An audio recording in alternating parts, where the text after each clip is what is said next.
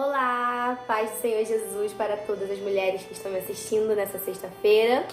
Que essa palavra possa abençoar muito o coração de vocês, assim como abençoou o meu. E eu tenho certeza que Deus ele vai falar muito conosco, né? Diante desse propósito que estamos da Rede de Mulheres, temos aprendido muito com cada uma das mulheres e suas histórias na Bíblia.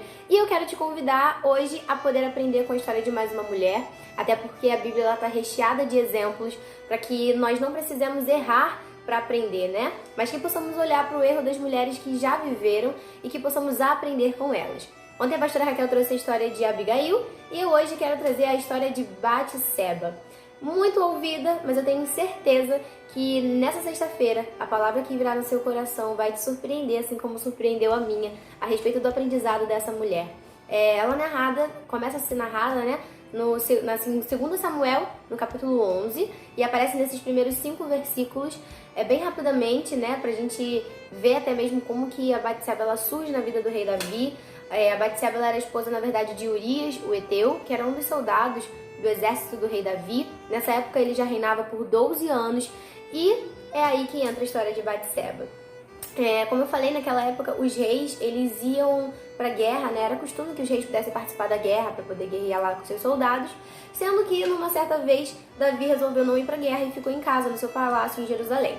E aí ele, dando uma volta ali no terraço, acabou olhando para uma das casas que havia ali nas redondezas e avistou uma mulher que estava tomando banho.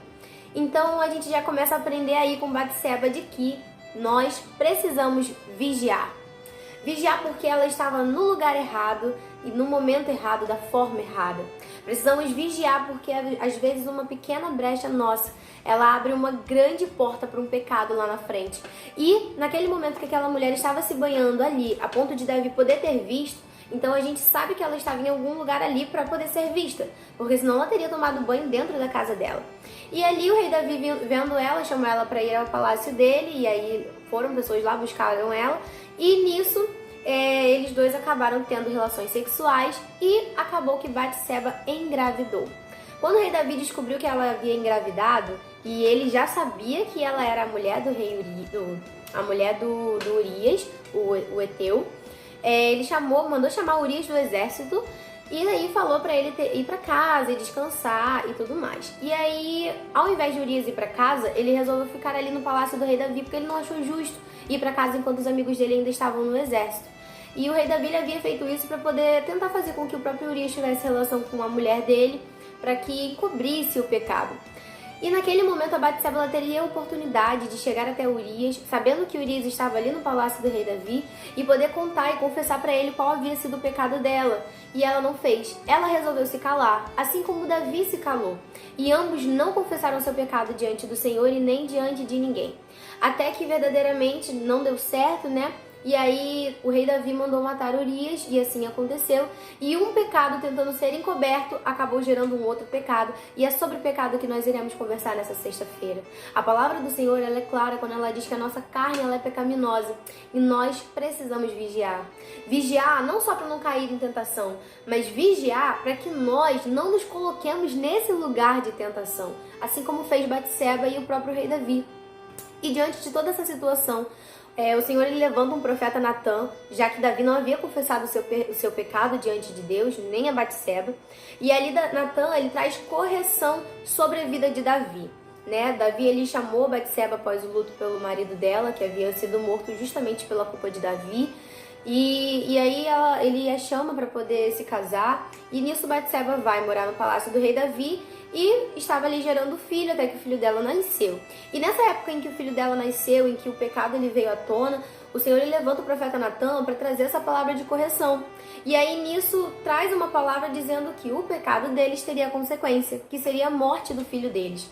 Ambos ficaram muito abalados, tanto o rei Davi quanto a Batseba. O Davi ele jejuou por 1 semana em arrependimento ali prostrado diante do Senhor.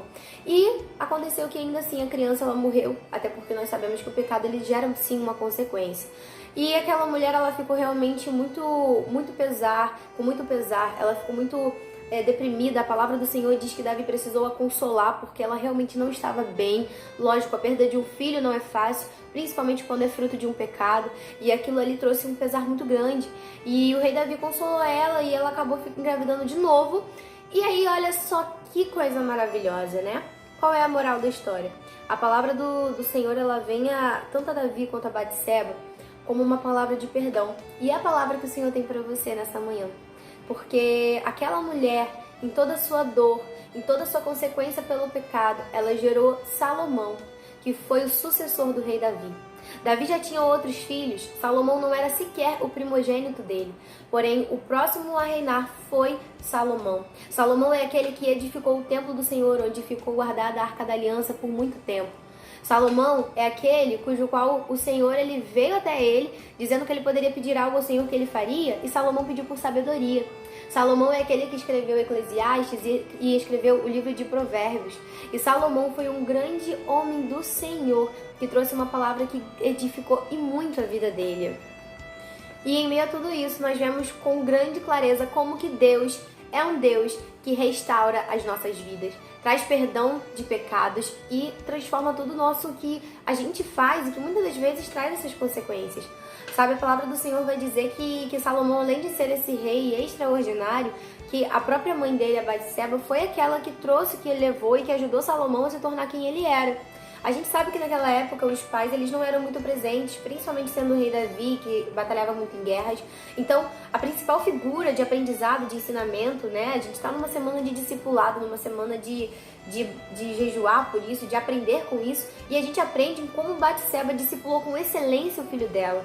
Ensinou ele nos caminhos do Senhor, ensinou ele a ser sábio, a ser prudente.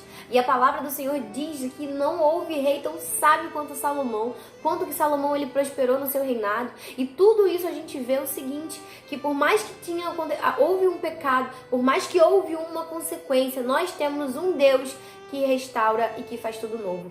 No livro de 1 João, no capítulo 1, no versículo 9, diz que se confessarmos os nossos pecados ao Senhor, Ele é fiel e justo para nos purificar dos pecados e nos perdoar de toda injustiça.